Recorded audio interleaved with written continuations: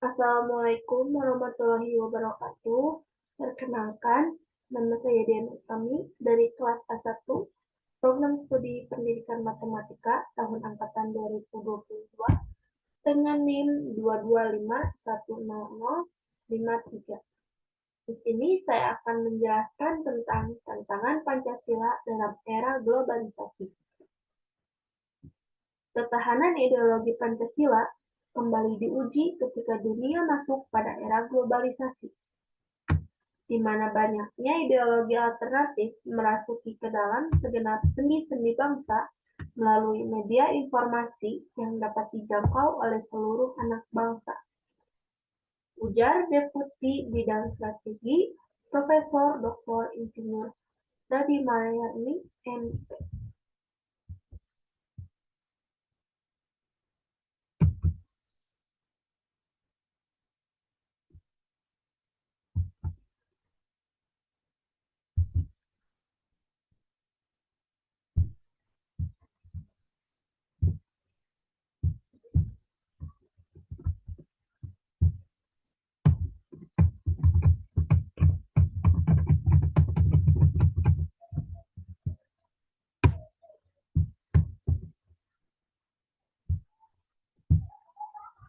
Lalu, apa itu globalisasi?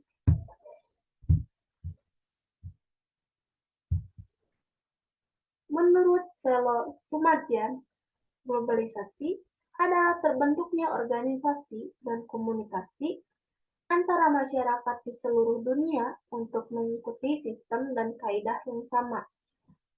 Dengan kata lain, kultur-kultur yang berbeda antar bangsa seolah melebur menjadi satu. Globalisasi kemudian menyentuh aspek-aspek penting kehidupan manusia dan menciptakan tantangan baru dalam upaya untuk memanfaatkan globalisasi untuk kepentingan kehidupan.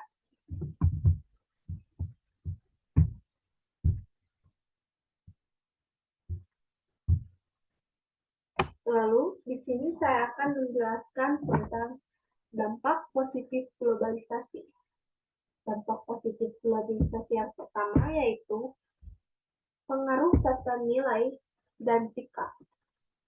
Adanya globalisasi dalam budaya menyebabkan pergeseran nilai dan sikap masyarakat yang semula irasional menjadi rasional. Lalu, dampak positif globalisasi yang kedua adalah berkembangnya ilmu pengetahuan dan teknologi. Dengan berkembangnya ilmu pengetahuan dan teknologi, masyarakat menjadi lebih mudah dalam beraktivitas dan mendorong untuk berpikir lebih maju. Lalu, dampak positif globalisasi yang terakhir yaitu meningkatnya taraf hidup. Dibukanya industri yang memproduksi alat-alat komunikasi dan transportasi yang canggih merupakan salah satu upaya untuk mengurangi pengangguran dan meningkatkan taraf hidup masyarakat.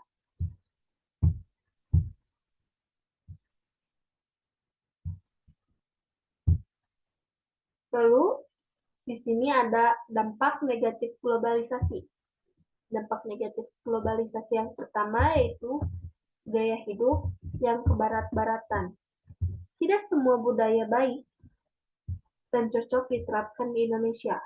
Budaya negatif yang mulai menggeser budaya asli Indonesia diantaranya adalah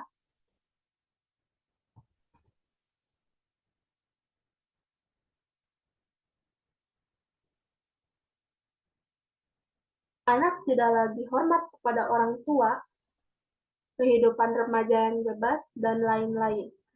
Yaitu, lalu dampak negatif globalisasi yang kedua yaitu pola hidup yang konsumtif.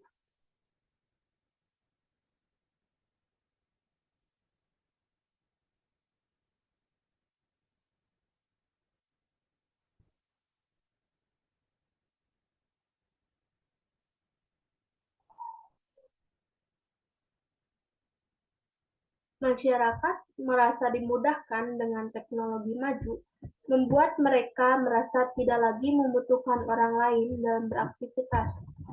Kadang mereka lupa bahwa mereka adalah makhluk sosial. Lalu, Dampak negatif globalisasi yang terakhir adalah kesenjangan sosial.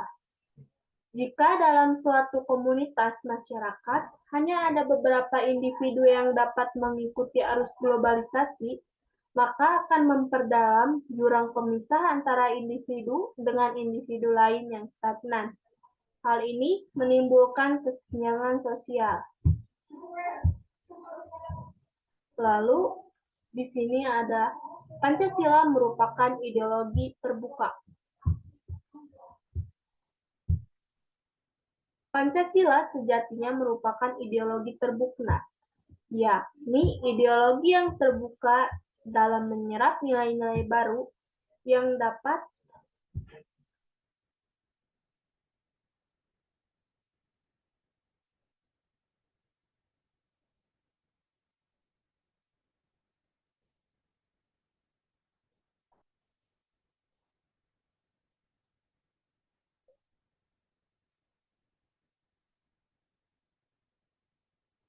Pancasila sejatinya merupakan ideologi terbuka, yakni ideologi yang terbuka dalam menyerap nilai-nilai baru yang bermanfaat bagi keberlangsungan hidup bangsa. Namun, di sisi lain diharuskan adanya kewaspadaan terhadap ideologi. Bila Indonesia tidak cermat, maka masyarakat akan cenderung ikut arus ideologi luar tersebut. Sedangkan ideologi asli bangsa Indonesia sendiri, yakni Pancasila, malah akan terlupakan, baik nilai-nilainya maupun implementasi dalam kehidupan sehari-hari.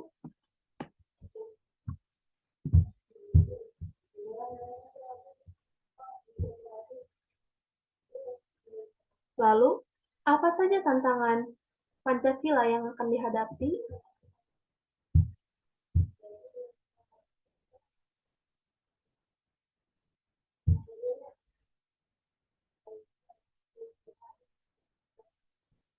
Banyaknya, yang pertama tantangan yang akan dihadapi oleh Pancasila yaitu banyaknya ideologi alternatif melalui media informasi yang mudah dijangkau oleh anak bangsa Indonesia.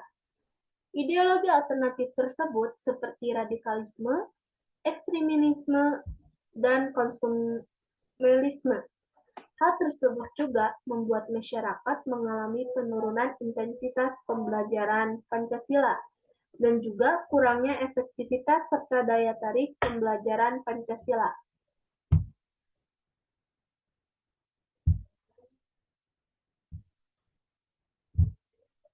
Lalu, tantangan yang kedua yaitu eksklusivisme sosial yang terikat derasnya arus globalisasi.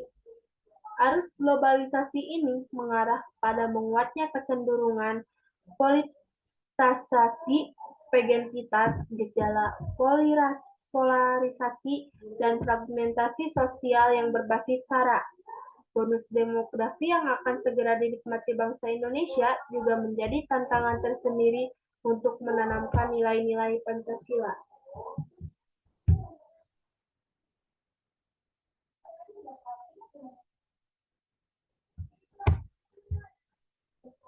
Lalu, di sini ada implementasi nilai-nilai Pancasila di era globalisasi. Yang pertama, memanfaatkan kemajuan teknologi yang menarik bagi generasi muda dan masyarakat.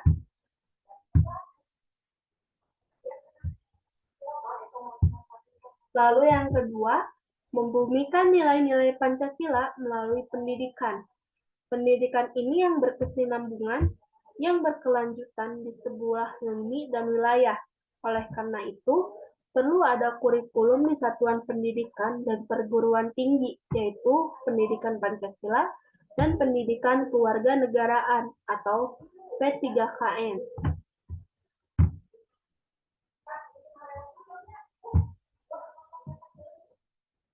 Lalu di sini ada peran Pancasila sebagai di era globalisasi. Yang pertama, sebagai filter atau penyaring nilai-nilai terbaru. Rakyat Indonesia harus bisa menyesuaikan diri dengan cepat terhadap perkembangan zaman, tetapi Pancasila diperlukan untuk mempertahankan nilai-nilai budaya asli. Yang kedua, Pancasila dapat digunakan untuk memilah mana saja nilai yang dapat diserap untuk kemudian disesuaikan dengan nilai-nilai Pancasila itu sendiri. Dengan begitu, Pancasila tidak kaku dan menutup jalan bagi adanya perubahan. Pancasila justru memberi kesempatan bagi nilai-nilai baru untuk tumbuh dalam negara yang berada di bawah pribadinya. Demikian materi yang dapat saya sampaikan. Mohon maaf bila ada kekurangan. Wassalamualaikum warahmatullahi wabarakatuh.